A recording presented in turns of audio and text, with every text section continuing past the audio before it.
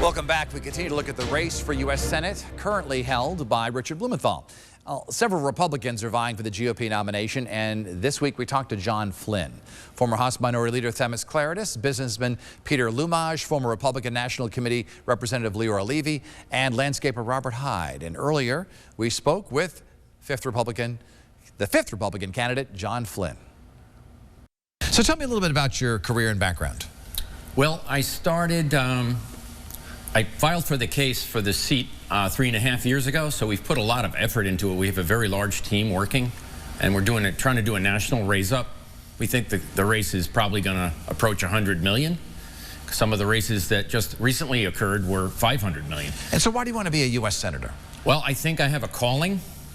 I've been involved with all types of lawsuits over 20 years, money laundering cases mostly, check fraud, wire fraud, repeated home invasion, murder for hire. So to the viewers at home watching, and they're saying, well, what would you do for me as a U.S. Senator? What would you do for the people of Connecticut as a U.S. Senator? Well, I have a long list of things I would do right out of the gate. Like, for example, the FBI in Connecticut was run by James Comey, who has a cloud about him. But the FBI follows merely guidelines from Janet Reno.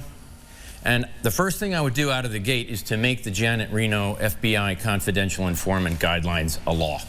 And so, but in terms of like the daily bringing home the bacon, so to speak, the tax dollars back to Connecticut, the contracts to Connecticut, to the federal contractors here, what kind of things would you promise the voters today that you would be doing if you're elected? Well, I have a finance background, so I have many securities licenses over the years. And I was the first whistleblower against Bernie Madoff on September 30th, 2000, which is 21 years ago. And none of those cases have ever been resolved. John Flynn, we appreciate you coming in. Candidate for U.S. Senate. Thank you, John. Thank you, Mr. Flynn. I appreciate it. On this last week of Black History Month, we look back at two trailblazers who called Connecticut home, plus a gift for a group of veterans in Eastern Connecticut. And we invite you to connect with us on This Week. You can email us or find us on social media. This Week in Connecticut, we'll be right back.